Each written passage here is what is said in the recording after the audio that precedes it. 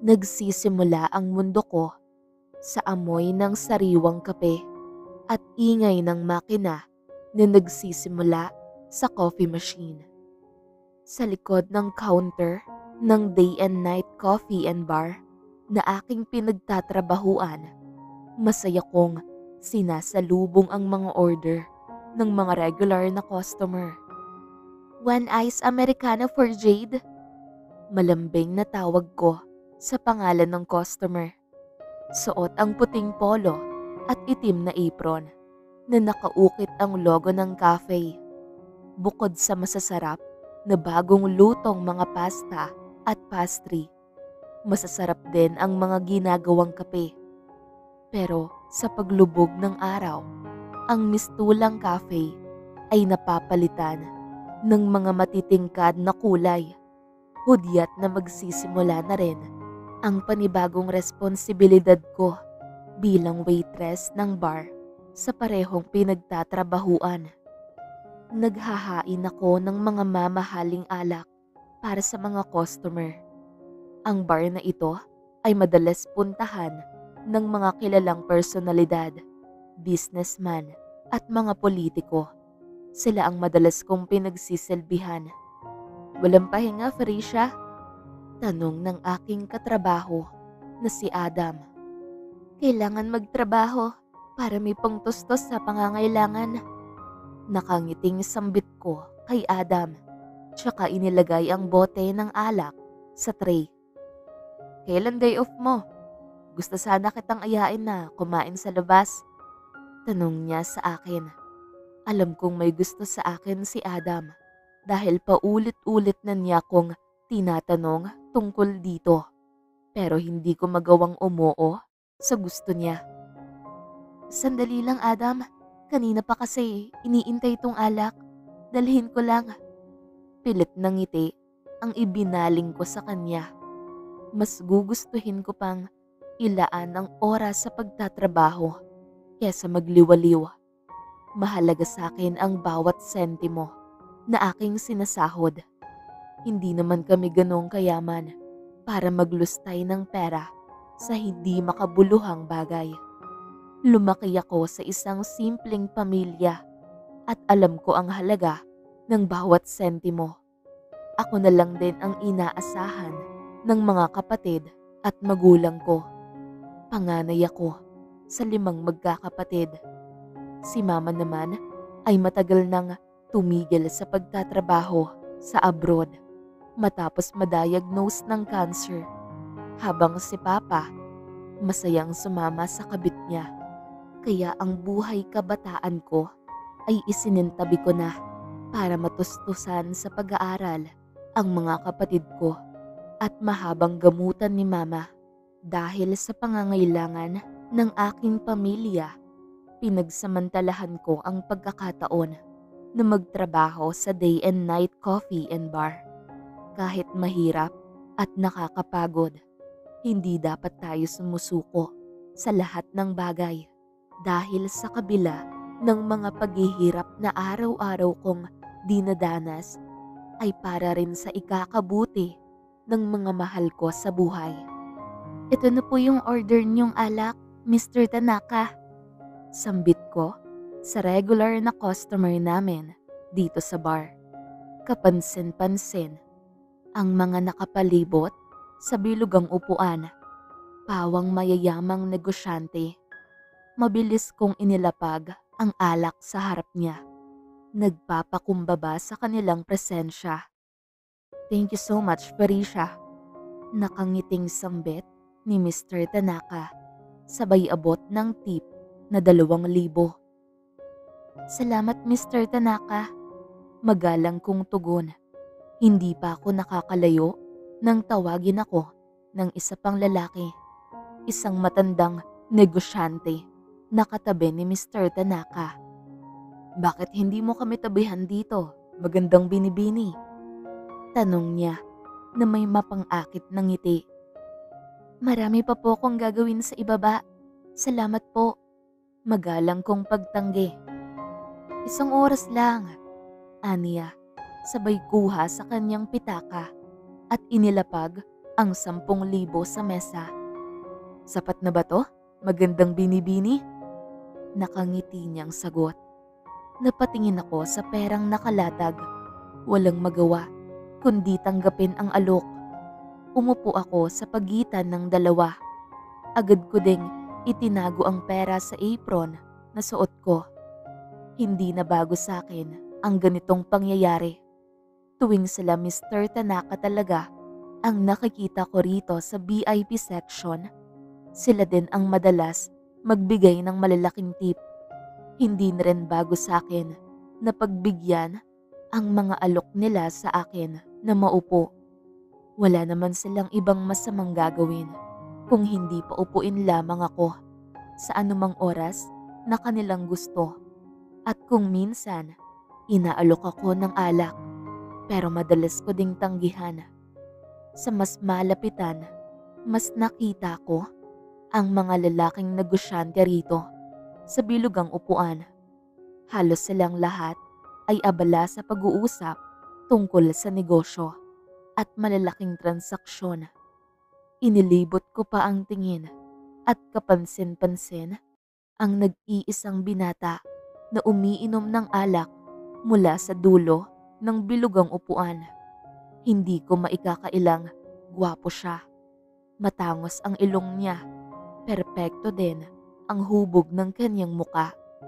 Ang kanyang mga labi na banayad na nakakurba. Sa suot niyang dark suit, kapansin-pansin ang lakas at karisma na nagpapatunay sa kanyang matagumpay na posisyon sa larangan ng negosyo.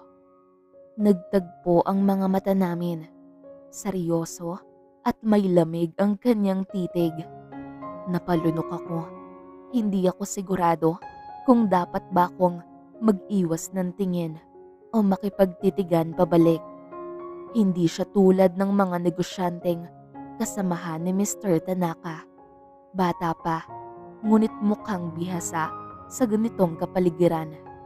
Sa bawat pag-inom niya ng alak, tila mas lalo kong nararamdaman ang tensyon sa pagitan namin. Sebastian, tawag ni Mr. Tanaka. Pansamantalang naputol ang aming tahimik na pagtitigan. Your business is growing. Bubuksan niyo na ba ang panibagong negosyo niyong shipping lines? Yes, Mr. Tanaka. Saglit na ngumiti si Sebastian kay Mr. Tanaka bago bumalik ang malamig niyang tingin sa akin. Hindi ko alam kung bakit, pero may kakaiba sa paraan ng kanyang pagtitig. Mas lalo akong naasiwa sa kanyang presensya, kaya nagpa siya kung umalis na mula sa bilugang mesa. Excuse me, magalang kong sambit sa kaibigan ni Mr. Tanaka, tsaka tumayo. Kailangan ko na pong bumalik sa baba at aasikasuhin ang mga ibang customer. Thank you for your time, Felicia. Nakangiti nitong sambit. Ngunit hindi ko napigilan ang pagbabalik ng titig ko kay Sebastian. Nanatiling nakaupo. Tutol pa rin sa akin ang malamig niyang mga mata. Hindi ko alam kung bakit ganon ang kanyang reaksyon. Ngunit hindi ko na ito binigyang pansin. Kailangan kong magtrabaho at hindi ako pwedeng mag-aksaya ng oras para alamin o makipagtitigan sa kanya. Habang papalayo ako sa VIP section, pakiramdam ko ay parang may nakatingin pa rin sa akin at alam ko kung sino. Ngunit mas pinili kong wag nang pansinin.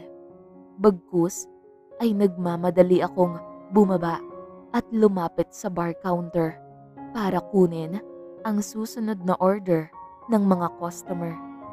Pagkarating ko sa bar counter, huminga ako ng malalim tsaka tinignan ang listahan ng mga order kung tama bang nailagay sa tray bago idala. Pero bago ko pa maidala ang order, may naramdaman akong presensya sa tabi ko. Lumingon ako at bumungad sa akin ang pamilyar na anyo ni Sebastian. Ngayon ay nakatayo na sa tabi ko, malapit na malapit. Bakit mo hinayaan ng kaibigan ni Mr. Tanaka na paupuin ka sa mesa at bigyan ka ng pera? Tanong niya nang hindi inaasahan. Diretso at walang alinlangan. Nagulat ako sa kanyang tanong. Hindi ko inaasahan na tatanungin niya ako tungkol dito. Lalo na't ngayon lamang kami nagkita. Ang tono ng boses niya ay seryoso, ngunit tila may halong panghuhusga. Huminga ko ng malalim bago sumagot. Ang bugso ng aking damdamin. Hindi naman ako kasing yaman niyo para tanggihan ng pera. Malamig kong tugon, sabay bitaw ng isang mababaw na ngiti. Are you a prostitute? Diretsahan niyang sambit na ikinagulat ko. Muntik ko pang mahulog ang mga mamahaling alak na nasa tray. Anong sabi mo? Galit kong baling sa kanya. I'm just wondering if you are a prostitute. Tinanggap mo ang pera nila without knowing kung may gagawin ba silang masama sa'yo. Pagdedepensa niya. Sa inis ko, inilapag ko ang tray sa ibabaw ng bar counter. Agad ko siyang hinarap at isang malakas na sampal ang iginawad ko sa kanya. Hindi porket tumanggap ako ng pera ay prostitute na ako. Marangal ako nagtatrabaho dito. Galit kong sigaw sa kanya. Wala akong pakialam kung nasa amin ang atensyon ng ibang customer. Kahit si Adam, nagulat sa ginawa ko. Look, I'm sorry. Hindi pa siya tapos sa kanyang sinasabi. Agad ko din siyang iniwan doon.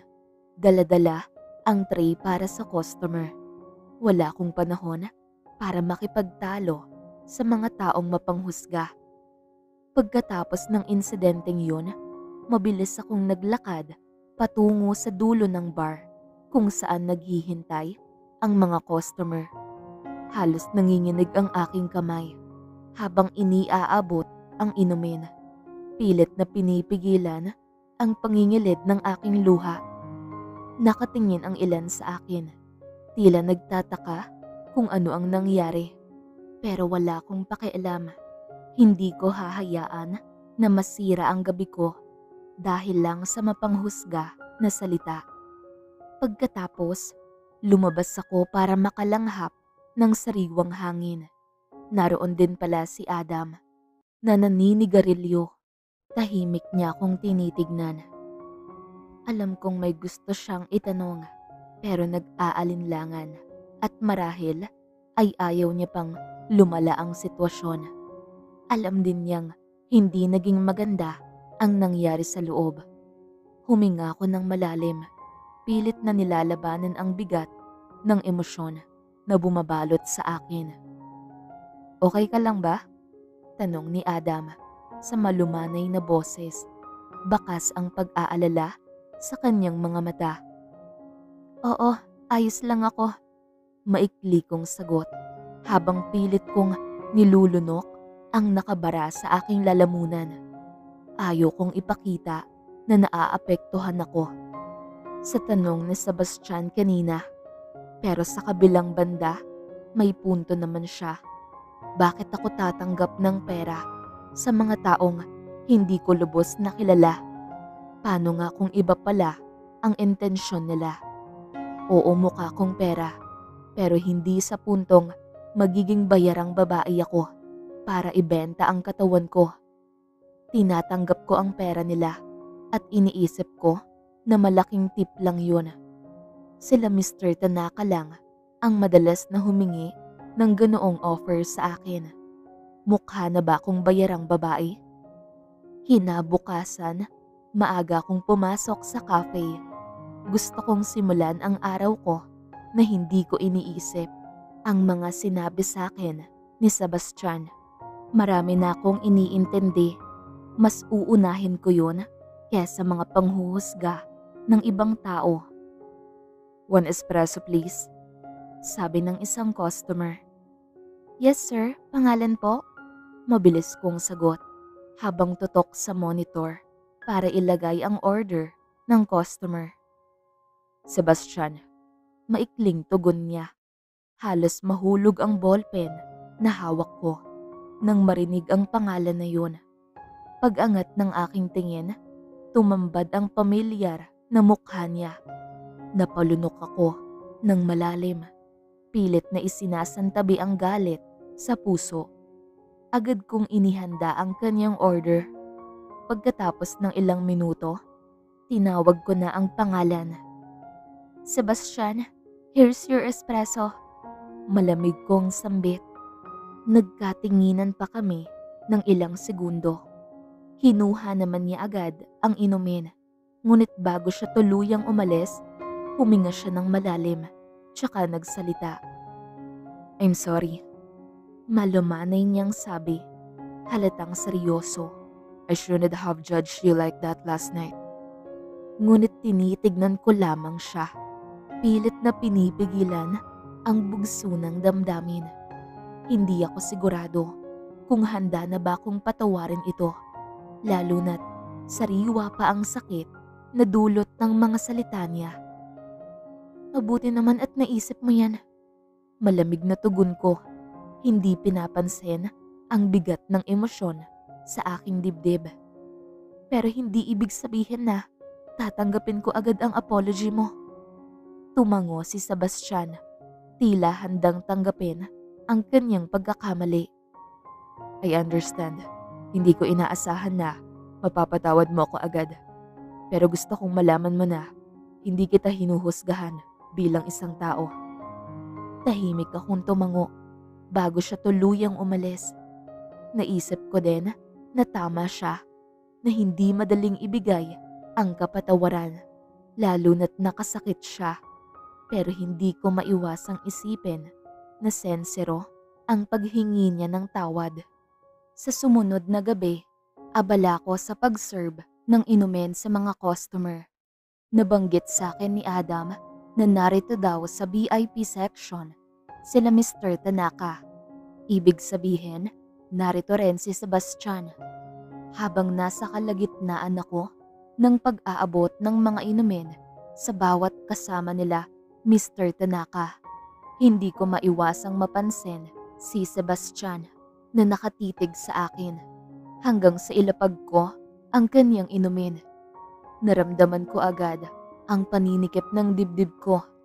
Hindi ko alam kung dahil ba sa kaba o sa galit, pero inilihis ko na lang ang tingin ko at itinuloy ang trabaho.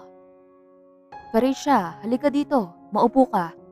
Tawag sa akin ni Mr. Tanaka. Medyo lasing na ang tono. Ngunit sa pagkakataong ito, diretso kong tinanggihan ang alok. "Pasensya na pero hindi po ako pwedeng maupo dahil marami pong guests ngayon na nag-aantay na iserve ang inumin nila."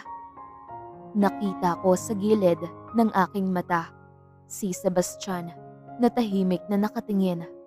Pakiramdam ko, ang mga tingin na yun parang mauulit na naman ang panghuhusga niya.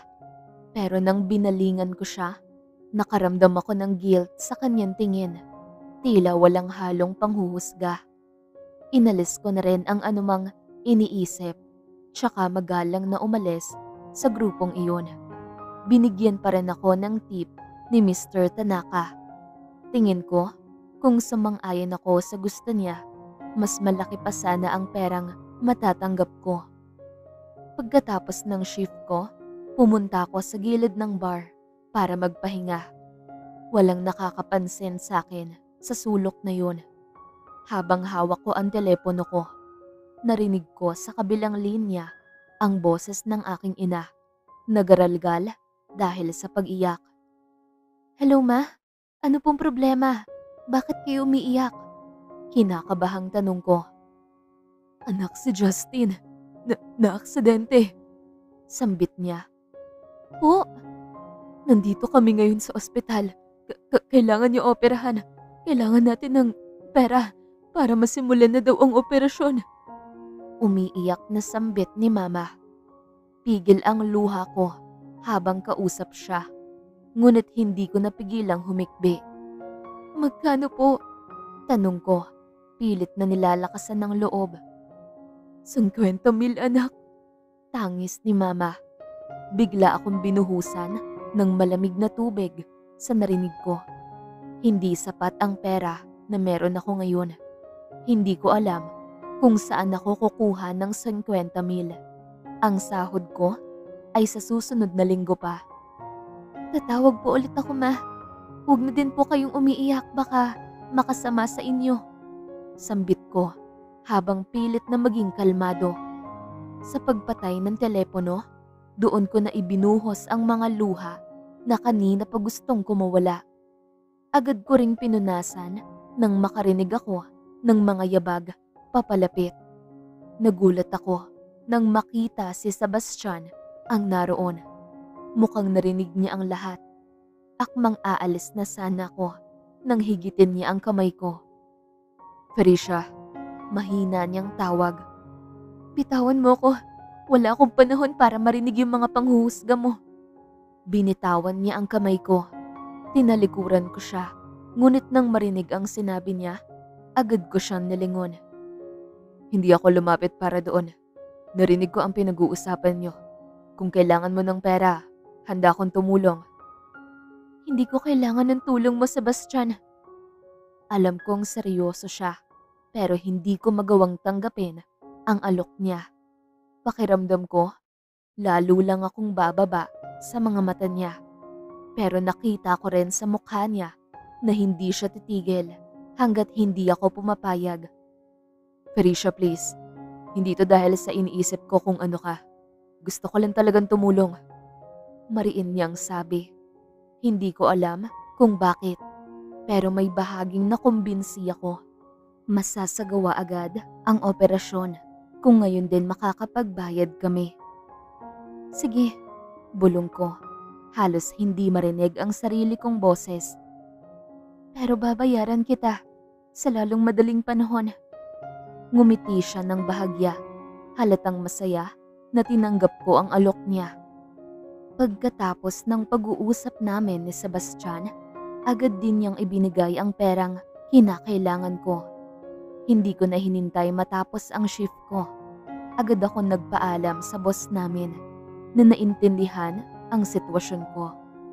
Mag-ingat ka, Felicia, sabi niya habang nag-aalala ang muka. Pagdating ko sa ospital, nagmadali akong pumasok.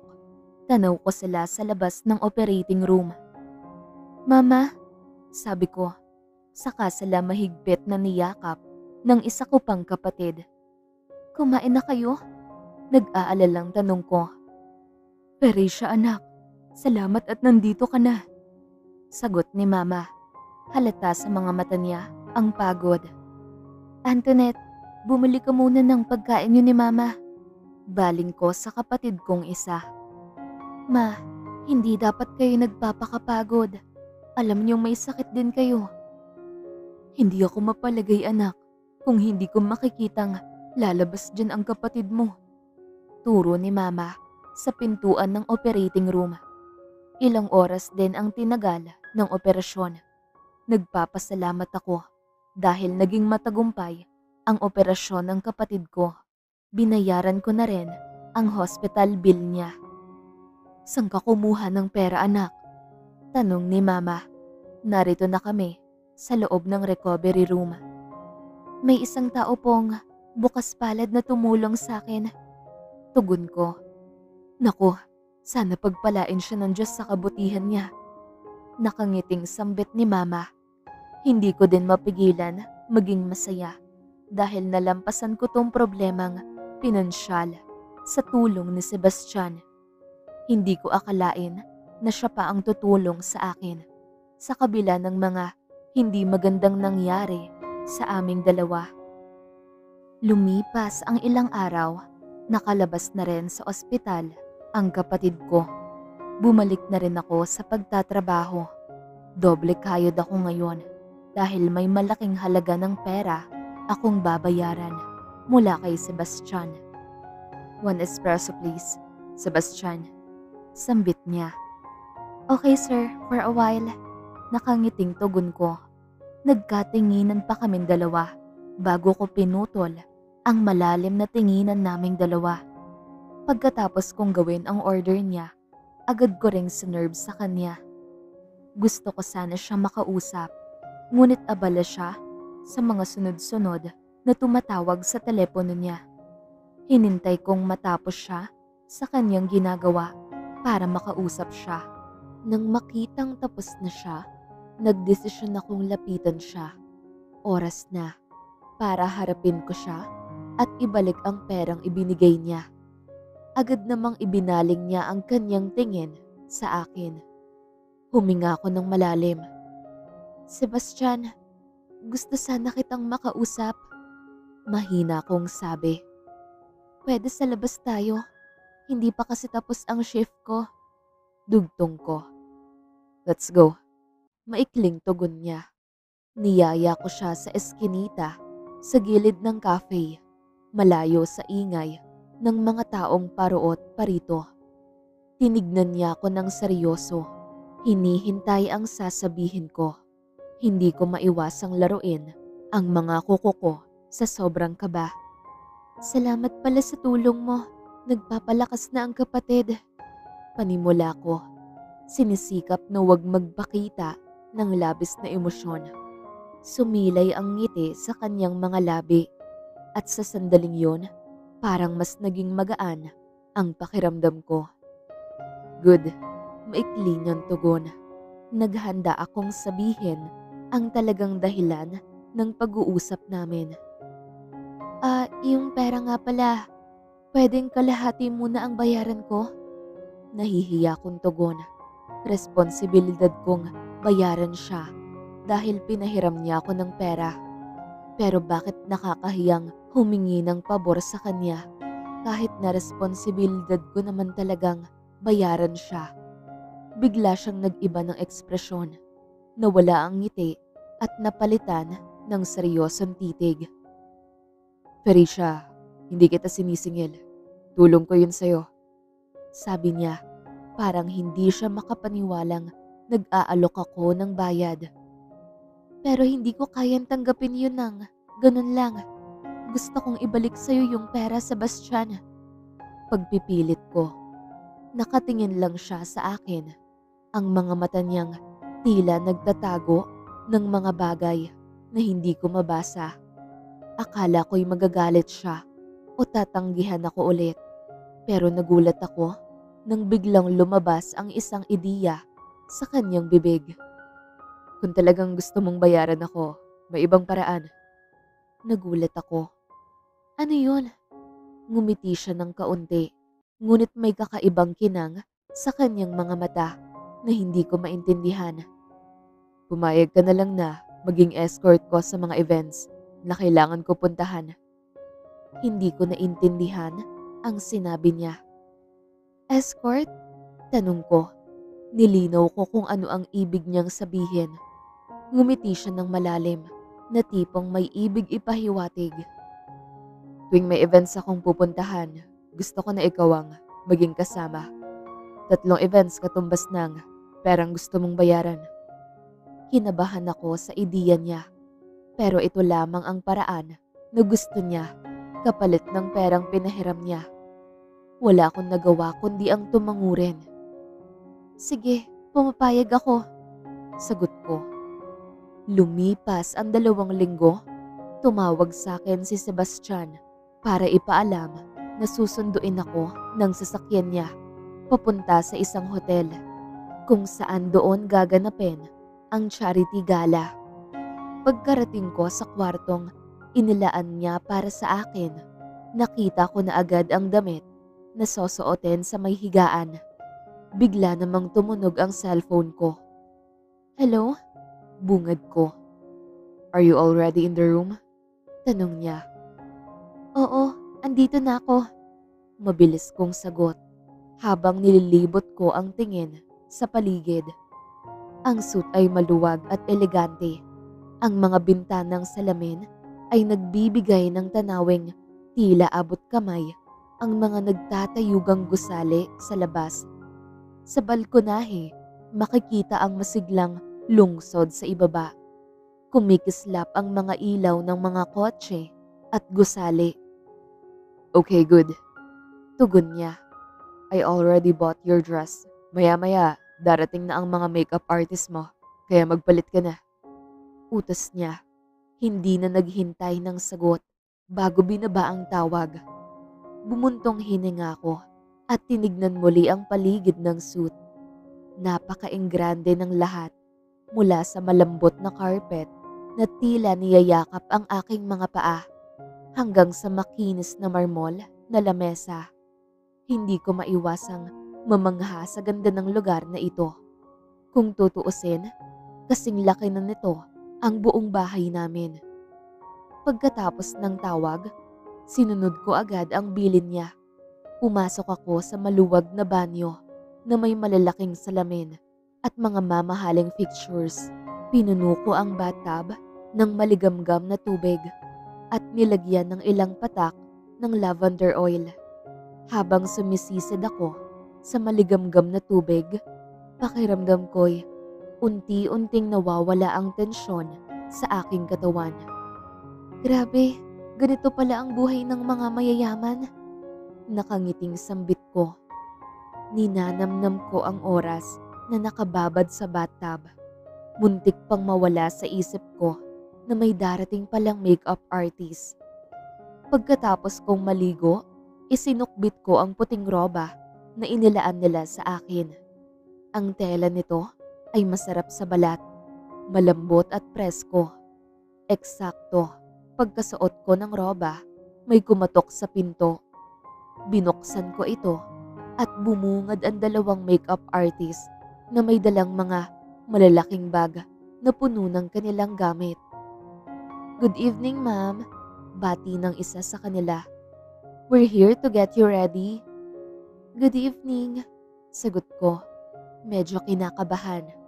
Hindi ako sanay sa karangyaan, kaya't medyo naiilang ako. Naupo ako sa harap ng malaking salamin habang sinisimulan nilang ayusin ang aking buhok. Dahan-dahan nilang sinuklay at inayos ang aking buhok. Nang matapos sila sa aking buhok, sinimulan naman nila ang makeup. "Boyfriend niyo po si Mr. Sebastian?" Usisa ng isang makeup artist. Nagulat ako sa kanyang tanong. "Hindi po," pagdedepensa ko. "Ganun po ba? Pasensya na. Akala po namin girlfriend kayo ni Mr. Sebastian." Hagikgik niya. Mukha ba kaming magkasintahan? Napangiti na lang rin ako sa biro niya. Sinimulan na rin nila ang kanilang trabaho. Nakita ko sa salamin kung paano unti-unting nagbago ang aking itsura. Mula sa simpleng itsura ko kanina, ngayon ay para na akong artista.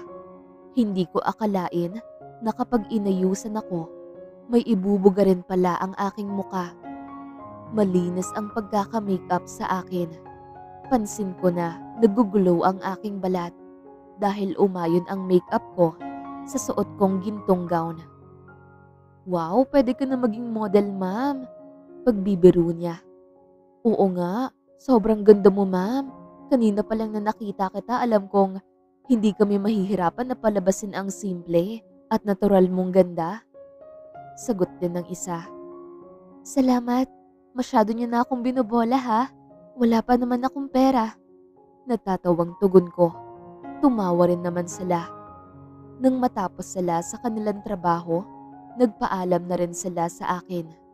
Hindi ko maiwasang isipin ang okasyon ngayong gabi. Isa itong malaking event at alam kong maraming importanteng tao ang dadalo. Hindi ko rin lubos maisip na magiging bahagi ako ng isang ganitong kalaking pagtitipon. Muli kong tinignan ang aking sarili sa malaking salamin. Ang gintong gown na may matingkad na mga detalye sa balikat at bewang. Mukhang moderno pero may klasikong dating. Isang kombinasyong sakto sa aking panlasa. Hindi ko akalaing ganito ang magiging itsura ko ngayong gabi.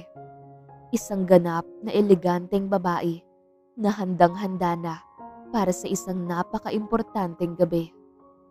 Makalipas ang ilang minuto, may kumatok sa aking kwarto, kaya agad kong binuksan. Tumambad sa akin si Sebastian.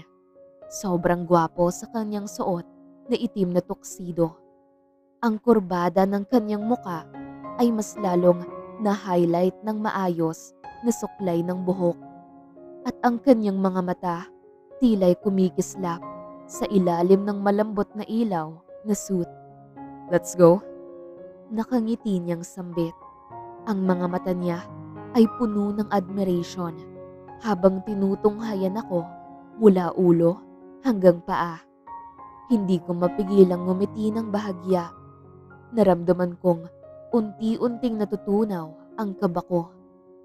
"Sure," tugon ko habang kinuha niya ang kamay ko. Inilapit niya ito sa kanyang braso at marahang isinukbit ang aking kamay sa kanyang bisig. Pakiramdam ko'y ligtas ako habang magkasabay kaming lumakad palabas ng suit. Habang bumababa kami ng elevator, hindi ko maiwasang sumuliyap kay Sebastian. Hindi ko akalaing ganito pala siya kagwapo tuwing nasa formal na okasyon. Ang kanyang suot na tuxedo ay perpektong bumagay sa kanyang postura na para bang likas na sa kanya ang pagiging elegante. Pero kahit noon pa, sa bar, suot niya lamang ang simpleng puting long sleeve, lumilitaw pa rin ang kanyang kagwapuhan, lalo na ngayon. Pagkarating namin sa function hall, tumambad agad sa amin ang samot-saring mga kamera at mga reporter. Agad na nagsigawan ang mga tao. Tinatawag ang pangalan ni Sebastian at ang mga flash ng kamera ay walang humpay sa pagsiklab. Para bang isang malaking celebrity ang kasama ko at hindi ko mapigilang magulat sa atensyong binibigay nila sa amin. "Relax ka lang," bulong niya habang naglalakad kami papasok. Naramdaman ko ang bigat ng mga matang nakatingin sa amin, kasabay ng liwanag ng mga flash mula sa mga kamera. Tila mas bumilis ang tibok ng puso ko. Pinigilan ko ang sarili kong magpahalata. Pero alam kong ramdam ni Sebastian ang kaba ko dahil naroon pa rin ang kamay niya sa likod ko. Marahan niyang hinahaplos. Bago pa man kami makalapit sa gitna, isang reporter na babae ang biglang sumulpot sa harap namin. Bitbit ang mikropono at may tila masigasig na ngiti. "Mr. Sebastian, is she the one?" Mabilis niyang tanong, sabay turo sa akin. Nagulat ako sa tanong ng isang reporter. Napatingin ako kay Sebastian na tila walang bahid ng pag-aalinlangan. Napangiti siya ng bahagya at walang pag-aatubiling sumagot ng, "She's special to me." "So Mr. Sebastian, does this mean you're officially dating?" Bahagyang natawa si Sebastian at sa halip na sagutin ng direkta, nagbiro siya. "Let's just say, I'm not interested in anyone else tonight." Bumilis ang tibok ng puso ko. Hindi ko akalain na magiging ganito ang epekto ng sagot ni Sebastian sa akin. Madami pang tanong ang mga sumunod na reporter. Gayon din ako. Yumuko si Sebastian sa akin at marahang bumulong. "Just smile and enjoy the night." Nginitian ko siya kahit na medyo lutang pa rin ako sa sinabi niya kanina. Hindi ko alam kung paano ko irerehistro sa isip ko ang mga katagang espesyal. Nabaling na lang ang atensyon ko ng maraming tao ang bumati kay Sebastian. Lahat sila'y nakangiti, malugod at tila napakahalagang makausap siya. At sa bawat pagkakataon, ipinapakilala niya kung sino ako. Nang mag-umpisa na ang gabi, natuon na lang ang pansin ko sa program. Pilit na iniiwasan ang mga nabubuong tanong tungkol sa mga inaasta ni Sebastian. Sa mga oras na akala ko'y abala siya sa mga kausap niya, nahuhuli ko siyang nakatitig sa akin. Mga tingin na tila may gustong iparating, ngunit hindi niya masabi. Hindi ko rin alam kung bakit, pero parang lumalalim din ang damdamin ko para sa kanya. sa bawat sandaling magkasama kami. Sa mga sumunod na event, sinama niya ako sa isang business conference, ang dinaluhan ng mga kilalang negosyante. Dumating kami ni Sebastian na parehong nakabihis ng formal. Ako sa isang itim na cocktail dress at siya sa kanyang sleek na itim na suit. At sa pangalawang beses na sinama niya ako, ramdam ko ang bigat ng mga nakatingin sa amin. Hindi ko alam kung bakit, pero ang pakiramdam ko'y para akong nasa spotlight kasama si Sebastian. Hindi ko alam kung paano niya nagagawang maging kalmado sa mga ganitong sitwasyon. Samantalang ako, tahimik na kinakabahan. Okay ka lang ba? Bulong niya sa akin. Ngumiti lang ako bilang tugon. Bagamat ang totoo, halos kumawala na ang puso ko sa kaba. Pagkatapos ng ilang oras ng pakikipag-usap sa mga negosyante, naupo kami sa isang mesa sa gilid ng conference hall. May problema ba? Pansin ko ang parang hindi ka komportable. Pang-uusisa niya. Huminga ako ng malalim bago nagsalita. Sa totoo lang, kinabahan ako sa mga tingin ng mga tao. Parang hindi sila makapaniwala sa isang ordinaryong tao ang sinasama mo sa mga importanteng events. Pag-amin ko. Hayaan mo lang sila. Wala naman akong pakialam kung anong iniisip nila. Ang mahalaga sa akin ay kung nag-e-enjoy ka ba tuwing kasama mo ko. Sabi niya habang tinitignan ako ng malalim. Hindi ko alam kung bakit, pero parang may ibang ibig sabihin ang mga salita niya. Nagkatinginan kaming dalawa bago ko pinutol ang malalim na titigan naming dalawa. Hindi ko alam kung ano ang dapat kong maramdaman. Kaba, saya o takot. Takot dahil alam kong maaaring mahulog na ako sa kanya.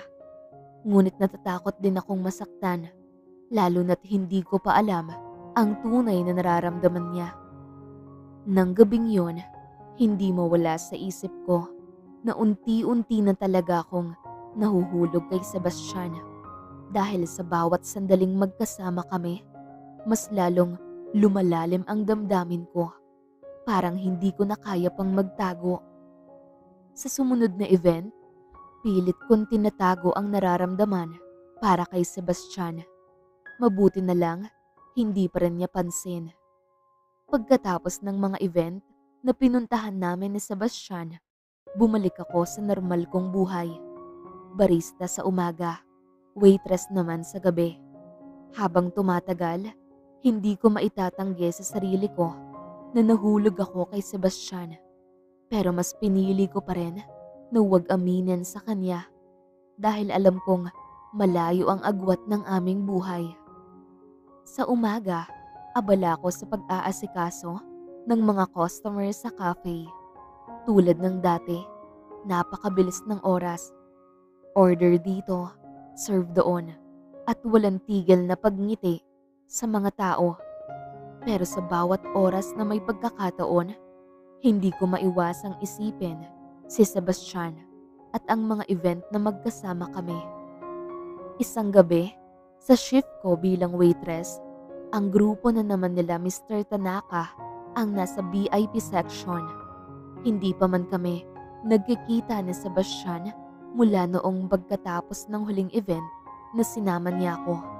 Kaya ngayon, alam kong kasama na naman niya sila Mr. Tanaka. Gaya ng dati kong ginagawa, hinahatid ko ang order nilang alak mula sa pangalawang palapag ng bar. Felicia, long time no see. Ngayon lang kita ulit nakita. Nakangiting bati ni Mr. Tanaka sa akin. Good evening, Mr. Tanaka. Busy lang po ako sa buhay-buhay. Nakangiting tugon ko. Bakit hindi ka maupo muna saglit, Mr. Felicia? Wika ng kaibigan ni Mr. Tanaka na nag-alok din sa akin dati ng malaking pera kapalit ng oras ko sa kanila. Naglapag ng isang bugkos ng 1,000 ang kaibigan ni Mr. Tanaka.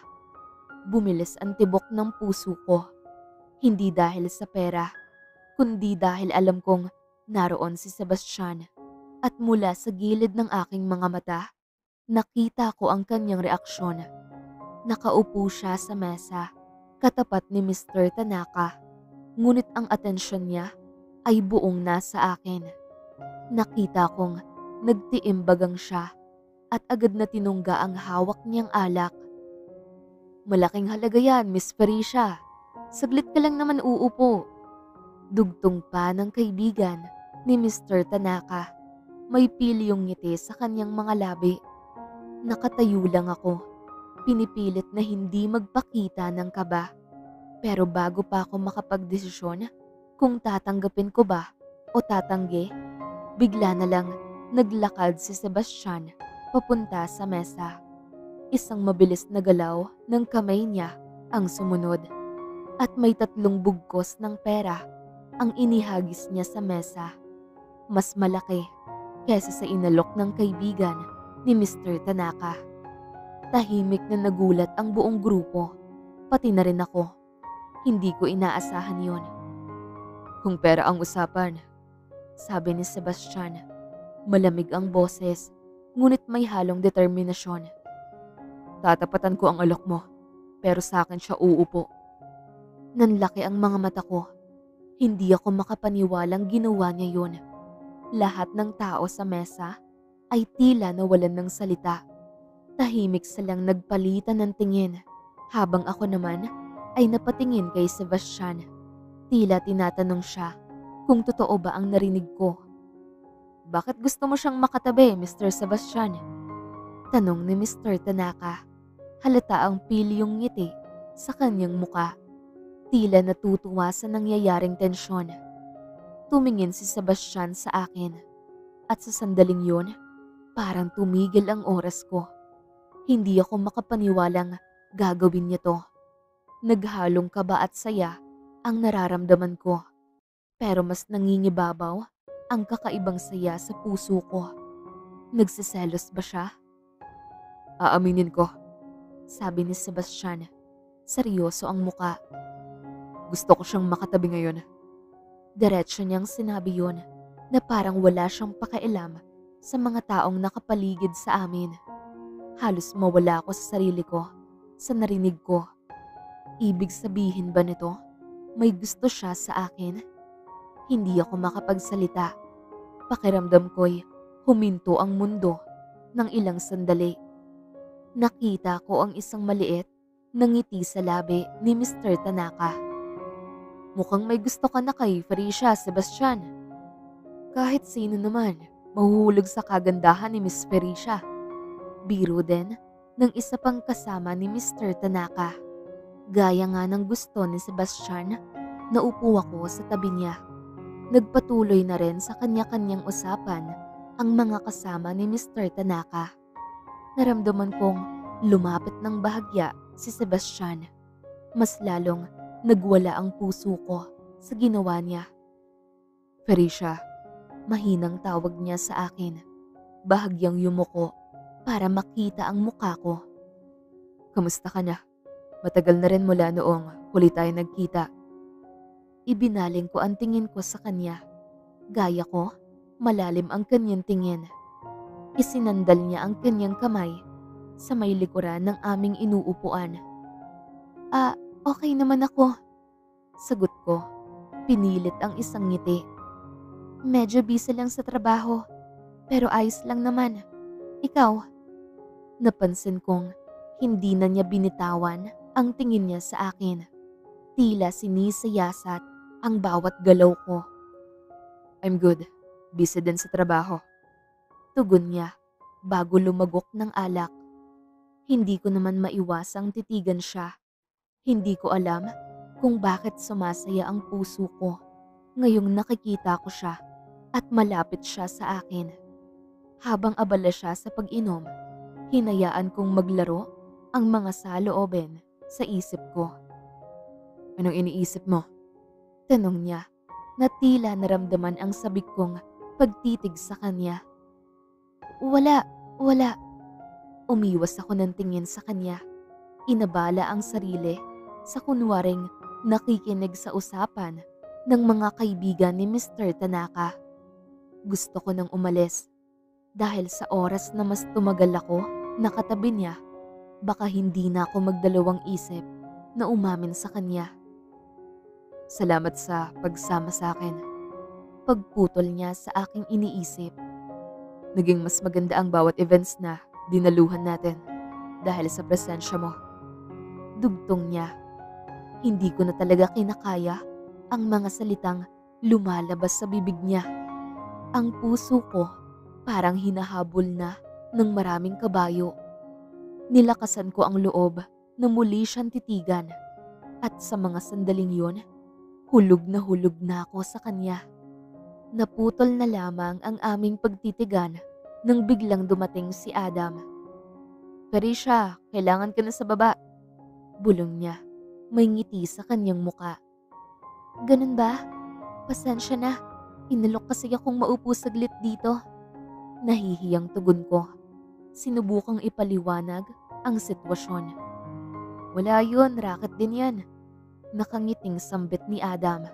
Dahil dito, nagpaalam na rin ako kay Sebastian at kila Mr. Tanaka bago ako bumaba. Tama nga si Adam. Marami ng mga customer ang naghihintay ng kanilang order na maiserve. Kulang din kami sa tauhan ngayon dahil nag-day off ang iba. Naging abala ko sa mga ginagawa ko hanggang sa maubos ang mga pending na order. Naupo naman ako sa high chair sa harap ng bartender na si Adam para makapagpahinga. Wow, Felicia, parang ang dami mong racket ngayon sabi ni Adam habang nag-aayos ng mga baso. Sana nga magkaroon din ako ng racket na katulad mo. Bakit? Anong klaseng racket ang gusto mo? Tanong ko. Nagtatawanan habang sinisipat ang mga inumin sa harap ko. Yung mga racket na may kasamang magandang babae syempre. Pabirong sagot niya at pareho kaming tumawa. Ikaw talaga babaero? Sagot ko habang natatawa sa sagot niya. Sinadyang itukso siya. Ngunit sa likod ng aming tawanan, hindi ko namalayan na nasa likuran ko na si Sebastian. Umupo siya sa tabing upuan, tahimik na pinapanood ang aming usapan. Pero seryoso ako, hindi ka pa rin pumapayag na samahan mo akong kumain sa labas. Sambit ni Adam, ngunit ang atensyon ko ay na kay Sebastian. Hindi ko alam kung anong isasagot. Ngayong nakatingin sa akin si Sebastian, alam kong hinihintay niya ang magiging sagot ko. Pag-iisipan, naputol ang aking sasabihin nang biglang sumingit si Sebastian. Can you make me 5 whiskey highballs? 5 gin highballs? Biglang sambit ni Sebastian na tila walang pakialam. Also 5 vodka highballs, please. Nagulat ako sa biglaang pag-order niya at sobrang dami pa. Kahit si Adam ay nagulat. Bumagsak ang kanyang panga sa gulat. Sure, for a while sir. Tugon ni Adam na medyo naguguluhan sa dami ng inumin na gusto ni Sebastian. Nagkatinginan pa kaming dalawa ni Adam bago naging abala sa order na pinapagawa ni Sebastian. Malayo na rin ang pwesto ni Adam dahil nasa kabilang island yung mga kagamitan niya. Lalabas kayo? Biglang tanong ni Sebastian. Ang boses niya ay tila nagtatago ng isang malalim na emosyon. Pag-iisipan ko pa. Bakit? Tanong ko na may halong pag-aalinlangan. Ang tono niya ay nagbigay sa akin ng pakiramdam na may mas malalim na dahilan sa likod ng kanyang tanong. Wala. Maikling tugon niya, ngunit alam kong may higit pa sa sinabi niya. Hindi ko naman mapigilang ngumiti. Kitang-kita ko sa mga mata ni Sebastian ang pagkairita at tila nag-aapoy ang kanyang damdamin. Nagsiselos ka ba? Natatawang tanong ko sa kanya. Ang mga mata niya ay nagliliyab sa tensyon na naglalaro sa hangin. Nanlaki ang mga mata ko sa sinabi ni Sebastian. Hindi ako nakasagot. Tila isang biglang paglindol sa aking puso. Ang kanyang pag-amin sa akin at ang bawat salita niya ay parang nag-uumapaw na damdamin. Nagsiselos ako, Felicia. Pag-amin niya, ang boses ay tila nanginginig sa bigat ng kanyang sinabi. Hindi ko akalain na magkakaroon tayo ng ganitong usapan. Sagot ko, sinusubukang maging magaan ang aking tono kahit nagwawala na ang puso ko sa saya. Bakit? May mali ba sa sinabi ko? Tanong niya. Hindi na nagtanong, kundi tila ipinapahayag ang kanyang damdamin. Wala nakakagulat lang. Sagot ko na ang isip ay naguguluhan. Pareho kaming natahimik hanggang sa dumating na ang order niya. Walang alinlangang ininom ni Sebastian ang bawat baso. Nag-aalala ko sa kanya dahil nagpapakalasing siya. Hindi ko magawang kausapin siya ng masinsinan dahil nariyan si Adam. Maya-maya, may mga pending orders na kailangan dalhin sa customer. Pero ang isip ko ay nakatuon kay Sebastian na walang pakialam sa paligid dahil abala siya sa paglagok ng mga alak. Palagi ko siyang tanaw mula sa malayo. Ang kanyang mga mata na tila naglalaman ng mga damdaming walang ibang makakaalam kundi kami lang. Nakita kong ang bawat pag-inom niya ay tila unti-unting lumalabas ang kanyang totoo at hindi natatakpang damdamin. Lumalalim na ang gabi, pansin kong lasing na rin siya. Nag-aayos na sila Adam ng mga upuan habang ang ibang mga customer ay nagsisialisan na. Hindi na ako nakatiis at nilapitan ko na siya. Lasing ka na, tama na yan. Pag-aagaw ko ng baso sa kanya. Hayaan mo muna ako. Gusto ko lang makaramdam ng pagkamanhid. Sagot niya. Bakit ka ba naglalasing? Ano bang problema? Nag-aalalang sagot ko. Wala na akong pakialam kung makita kaming nag-uusap. Hindi ko alam. Sambit niya.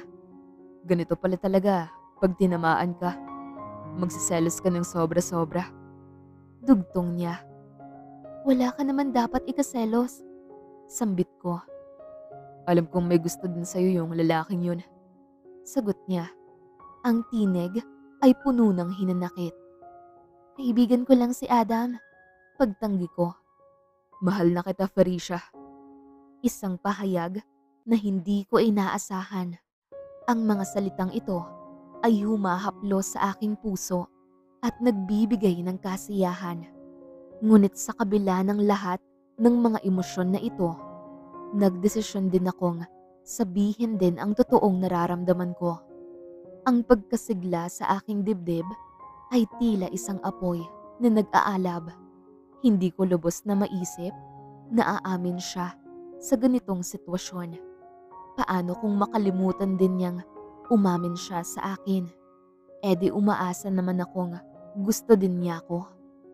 Mahal na rin kita, Sebastian. Sagot ko. Pilit nilalabanan ang bugso ng damdamin. Parang bumuhos ang lahat ng mga alaala sa aking isipan.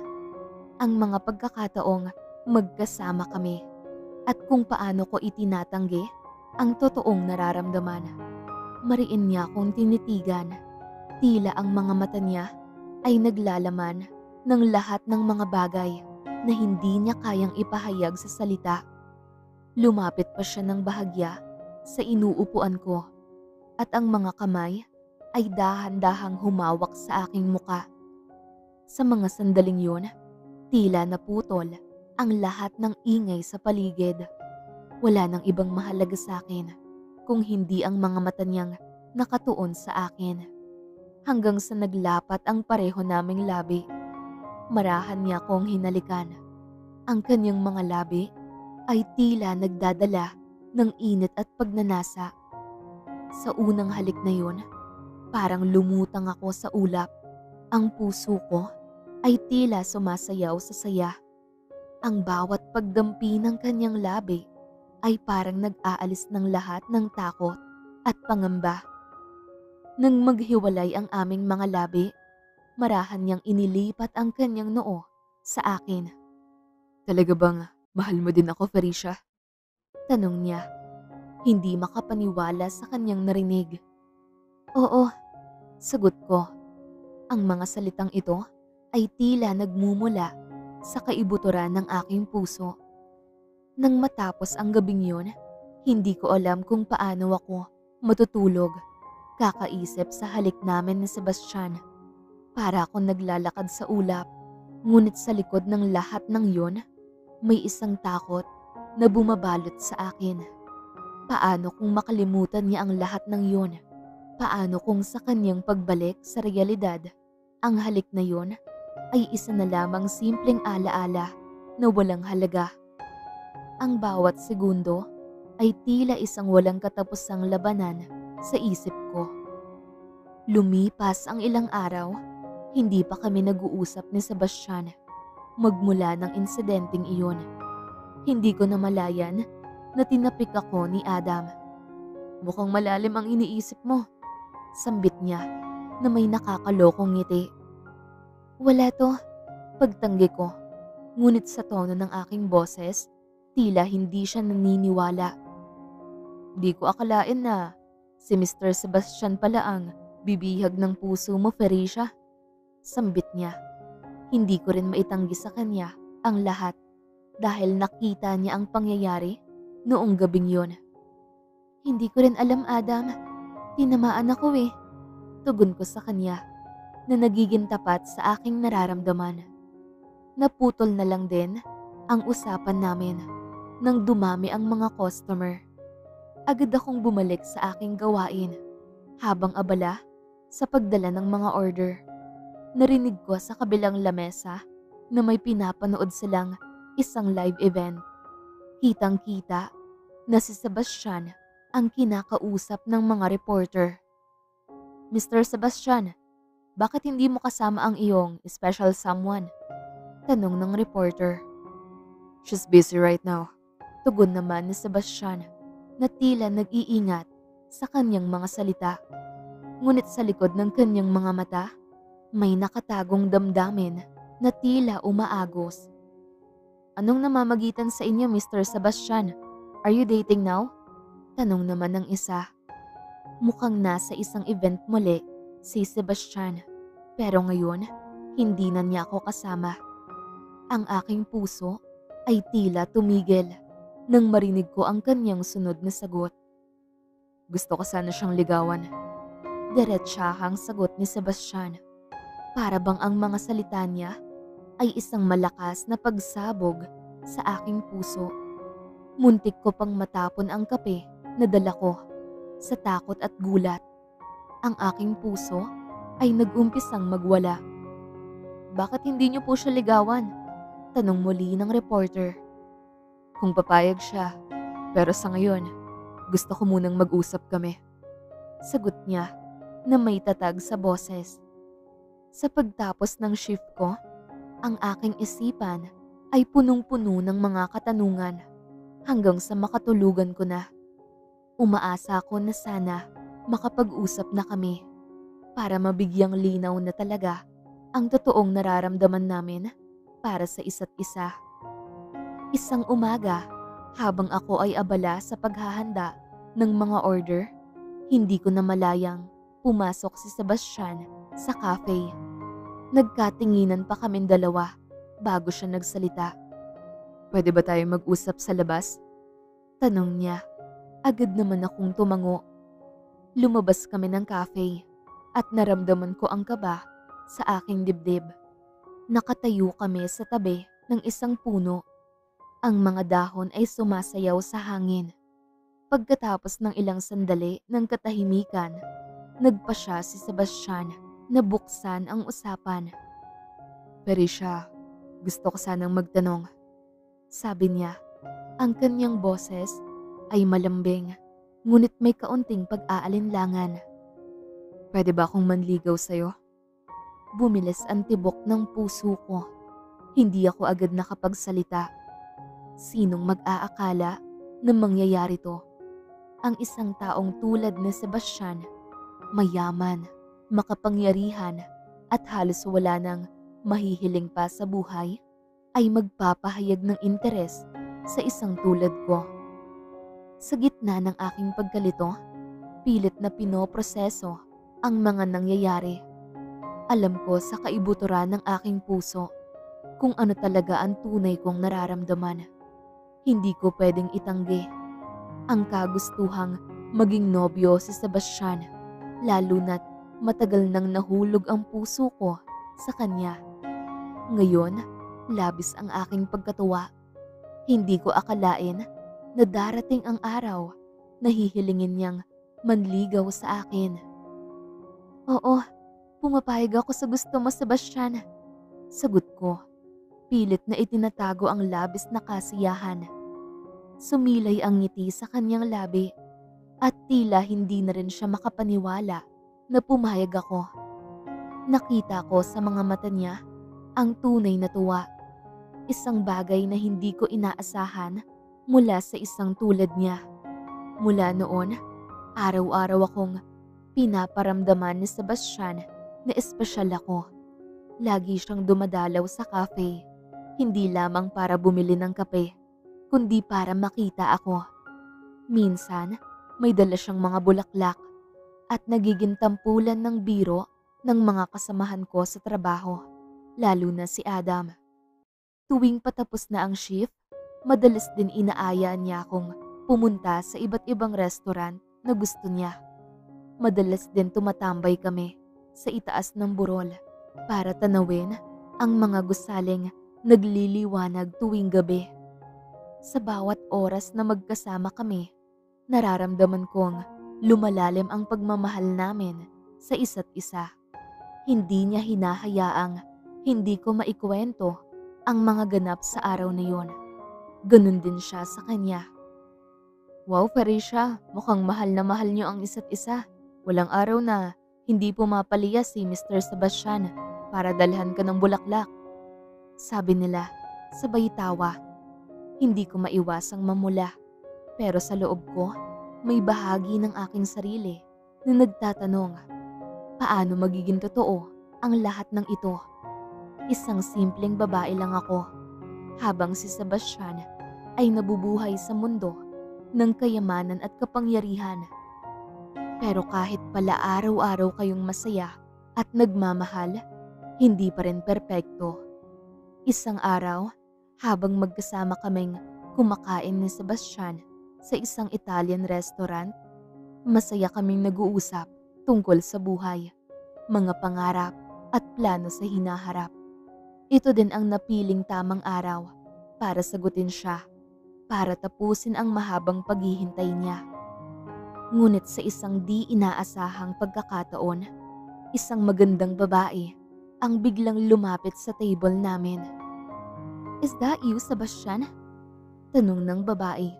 May hawak siyang mga paper bag mula sa mga kilalang luxury brands. Ang bawat galaw niya ay tila nagpapakita ng kumpiyansa at kitang-kita sa kanyang kilos ang pagiging pamilyar niya kay Sebastian. Napatingin ako kay Sebastian na halatang nagulat din sa pagdating ng babae.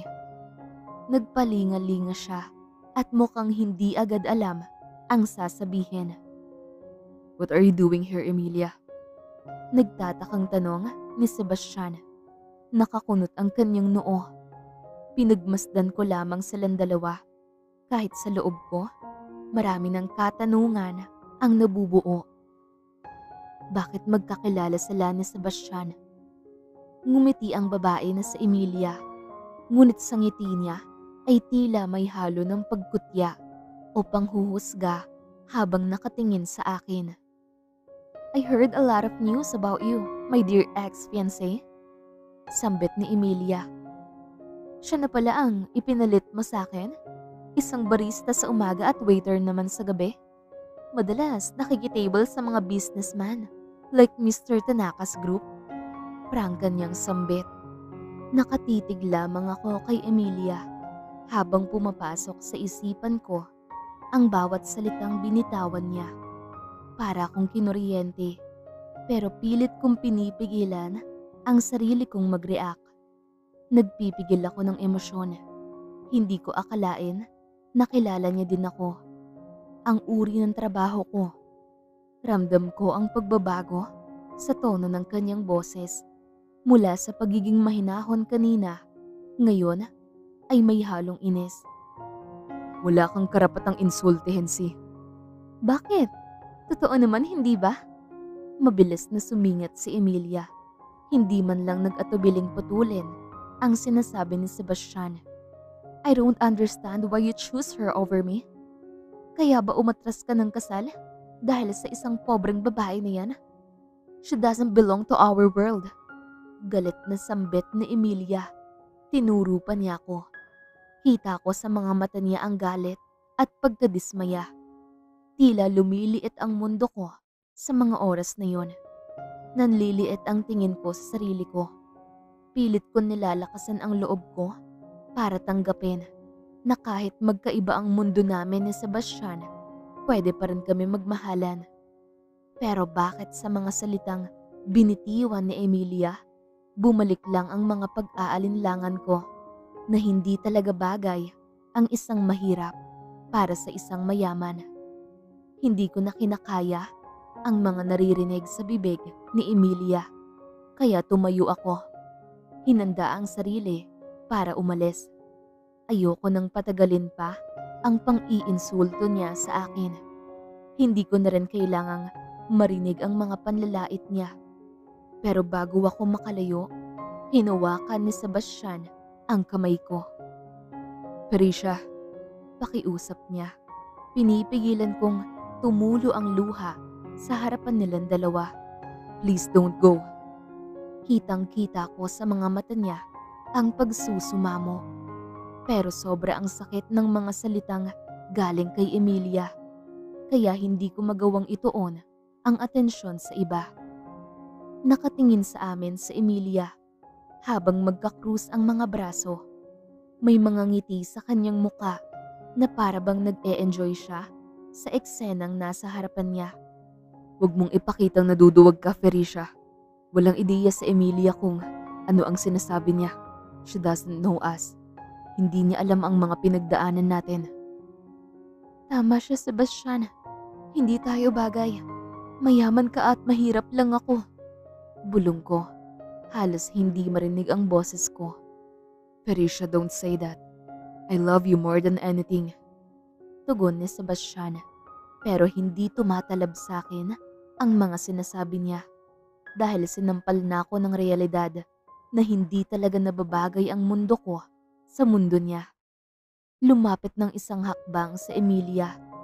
Kumikinang sa kasiyahan ang kanyang mga mata. See, this is what I'm talking about. You two don't belong together. Sabi niya, may pang-uuyam na tono. Sebastian deserves someone who understands his world. Isang taong hindi siya ibabagsak. Hindi ko na napigilan ang sariling sagutin ang mga sinasabi ni Emilia. Sumusobra na siya. Bakit ko naman siya hahatakin pababa? Hindi mo nga ako kilala. Sagot ko, hindi ko na rin napigilan na hindi tumaas ang boses dahil hindi ako makapaniwala sa mga ibinintang niyang walang basihan. I know enough. Sagot ni Emilia. Malamig ang kanyang boses. You're just a pace, Felicia. Mawawalan din siya ng gana sa'yo. Katulad ng ginawa niya sa akin. Hinuyom ko ang aking kamao. Nilalabanan ang nagliliyab na galit sa aking puso. Hindi ikaw ang magdedesisyon kung sino ang mamahalin niya. Hindi rin ako nakikipagkumpetensya sa'yo. Kung pumunta ka rito para sirain ang araw namin dalawa, pues nagkakamali ka. Wala akong pakialam kung insultuhin at siraan mo kaming pareho. Naiintindihan naman kita, kaya mo yan ginagawa dahil hindi mo matanggap kung anong meron sa amin ni Sebastian. Kung iniwan ka niya, siguro may dahilan. Lumapit si Sebastian. Inilagay niya ang kanyang sarili sa pagitan naming dalawa ni Emilia. "Emilia, that's enough," sigaw niya. "You don't have the right to talk about her like that. Kung hindi ka patitigil, tatawag na ako ng security to escort you out." Tinaas naman ni Emilia ang kanyang kilay. Tila walang pakialam sa banta ni Sebastian. Lahat ng tao sa paligid ay nakatingin sa amin. "Sinasabi ko lang ang totoo, Sebastian. Iniwan mo ko para sa kanya. Halos hindi ka level ng yaman nating pareho. Baka naman pineparahan ka lang niya." Natatawang sambit ni Emilia. "Huwag mo gawing sukatan ang kayamanan at posisyon para husgahan ang pagkatao ng iba. Ang pagmamahal ay hindi nakukuha sa pera o yaman. At kahit na sa tingin mo ay mababa ako, hindi ko kailanman hahayaang tapakan mo ko ng ganyan. I will walk away with my head held high, knowing that I am worth more than your insults." Determinadong sagot ko. "Enough, Emilia. Gusto mo ng katotohanan kung bakit kita iniwan? Bakit hindi mo tanungin ang sarili mo? Nalaman kong may relasyon kayo ng kaibigan ko habang tayo pa. Tapos gusto mo pakasalan kita? Hindi mo na ako binigyan ng respeto." Sigaw ni Sebastian. Puno ng galit ang kanyang boses. Nagulat si Emilia sa revelasyon ni Sebastian. Hindi siya makapaniwala sa kanyang narinig. Nagtama ang kanilang mga mata. Sa kabila ng kanyang pagiging palaban kanina, ngayon ay tila napatigil siya sa kanyang pagsasalita. Nakita niya ang kanyang pag-aalinlangan sa unang pagkakataon. Para bang hindi niya inaasahan na ilalabas ni Sebastian ang ganitong klaseng impormasyon, lalo na sa harap ng maraming tao. "Sebastian, you don't have to." Pilit niyang pinagtatanggol ang sarili, ngunit mabilis siyang pinutol ni Sebastian. "Wala akong dapat ikahiya, Emilia. Ang tanging pagkakamali ko lang ay pinilit kong panindigan ang isang relasyon na matagal nang sira. Hindi mo ba naiisip na simula pa lang tapos na tayo? Akala mo ba hindi ko napansin ang mga pagtataksil mo?" Puno ng galit ang boses ni Sebastian. Ngunit ramdam ko ang lungkot na nakaipit sa ilalim ng kanyang mga salita. Tila nawalan ng lakas sa Emilia at unti-unti ay bumaba ang kanyang mga balikat. Naglaho ang kanyang nakangiting muka na kanina'y puno ng pang-uuyam. Halos hindi siya makatingin kay Sebastian. Sa kahihiyang natamo ni Emilia, umalis siya ng restaurant na umiiyak. "Pasensya na, Felicia. Hindi ko inaasahang magpapakita siya." Paghingi ng despensa ni Sebastian. "Naiintindihan kita, pero gusto ko lang malaman, do you still love her?" Tanong ko ng mahinahon. Lumaki ang mga mata ni Sebastian sa gulat. "Hindi. Syempre hindi, Felicia. Ikaw na ang mahal ko ngayon. Ikaw na ang mahalaga sa akin." Ngumiti ako sa mga salitang binitawan niya. Gumaan na rin ang aking pakiramdam. Wala na siya sa akin, Felicia. Natapos na ang lahat sa pagitan namin. I've moved on. Paninindigan ni Sebastian habang pinapanatili ang kanyang tingin sa akin. Kaya pagkatapos ng insidenteng iyon, umalis kami ni Sebastian at nagtungo sa tuktok ng burol, kung saan madalas naming puntahan para masilayan ang bituin at ilaw ng mga gusali. Bumabalot ang malamig na hangin sa aking balat. Sa bawat sulayap ko kay Sebastian, ramdam ko ang mabilis na pagdagungdong ng aking puso. "Sebastian," tawag ko sa kanya, ang aking tinig na halos isang bulong. Lumingon naman siya agad sa akin. "Bakit, Felicia?" tanong niya. Malambing ang kanyang boses. Lumapit ako sa kanya para hawakan ang kanyang kamay. "Salamat," sambit ko habang nakatingin sa kanya. "Dahil sa kabila ng mga nangyari, pinili mo ko." Dugtong ko. "Ikaw ang parati kong pipiliin, Felicia." Sagot niya. Tsaka ako niyakap ng mahigpit. Dahil sa mga salitang yon, parang bumuhos ang init sa aking mga pisngi. Ang mga alalahanin at takot na nagbigay ng sagabal Sa aking isipan ay unti-unting naglalaho. Nararamdaman ko ang mga bituin sa langit. Nagliliwanag ng higit pa sa dati. Tila pinaparamdam sa akin na merong pag-asa sa bawat nilalang sa lupa. Gusto ko lang ding ipaalam sa'yo na itigil mo na ang panliligaw mo. Nakangiti kong sambit. Ha? Bakit? Akala ko ba pipiliin natin ang isa't isa kahit maraming pagsubok na dumaan sa atin? Tanong niya na may lungkot sa kanyang boses. Hindi ko naman mapigilang matawa sa reaksyon niya. Ang ibig kong sabihin, pinapatigil na kita dahil sinasagot na kita. Nakangiti kong sambit. Talaga? Gulat niyang tanong. Oo, Sebastian. Pumapayag na akong maging girlfriend mo. Masaya kong sagot sa kanya. Sa sobrang tuwa niya, hinalikan niya ako.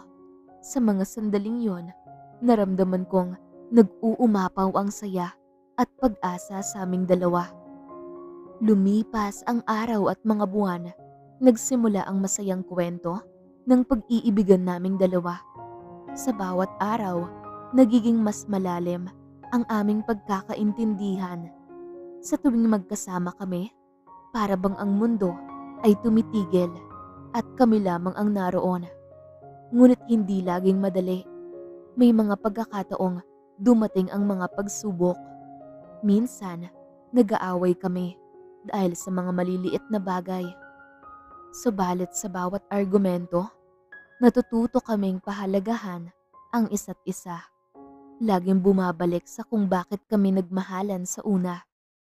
Isang gabi, habang nakahiga ako sa kanyang dibdib, bigla siyang nagtanong sa akin. Han, may pagkakataong naisip ko kung kaya ko bang mawala ka. Sagot ni Sebastian. Ang kanyang boses ay puno ng pag-aalinlangan. Bakit? Ano bang bumabagabag sa'yo? Tanong ko. Nakatuon ang aking atensyon sa kanyang mga mata. Natatakot akong iwan mo ko. Baka mapagod ka, mawalan ng pagmamahal. Ang kanyang sagot na may halong lungkot. Han, hindi mangyayari. Kung ano man ang dumating na pagsubok, magkasama nating haharapin. Hindi natin iiwan ang isa't isa. Sagot ko nang may determinasyon. Nang mga sandaling yon, nagpasya kaming ipaglaban ang aming pagmamahalan. Sa bawat laban, naging mas matatag kami. Pinili naming magtiwala sa isa't isa at sa aming pagmamahalan. Makalipas ang ilang taon, nagdesisyon kaming magpakasal. Sa isang engrandeng seremonya, sa harap ng mga kaibigan at pamilya, kami ay pinagbuklod sa isang banal na kasunduan.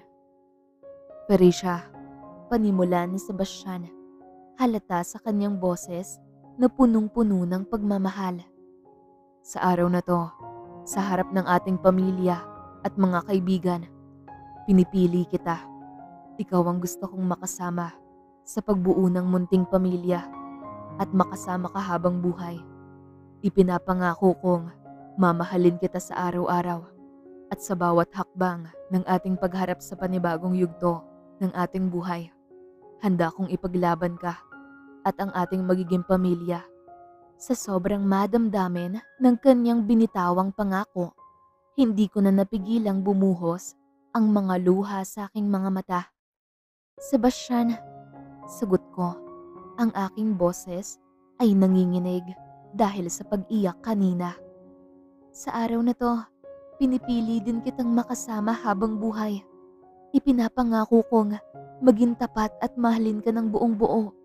Sa lahat ng pagsubok, ako'y nandito, palaging susuporta sa'yo at tutulungan ka. Ipaglalaban ko ang ating pagmamahalan at wala ni isa man ang makapaglalayo sa atin. Pagkatapos ng ilang buwan, nalaman naming kami ay magkakaroon ng anak. Ang balitang yon ay tila nagbigay sa amin ng mas maraming dahilan upang ipagpatuloy ang aming laban. Dumating sa amin ang dalawang malusog na bata. Sila ay twins, isang batang lalaki at isang batang babae. Han, anong gusto mong pangalan ng ating anak? Tanong ko kay Sebastian. Nakangiti siya habang pinagmamasdan ang aming mga anak na mahimbing na natutulog sa crib. Pangalanan natin siyang Lian at Luna.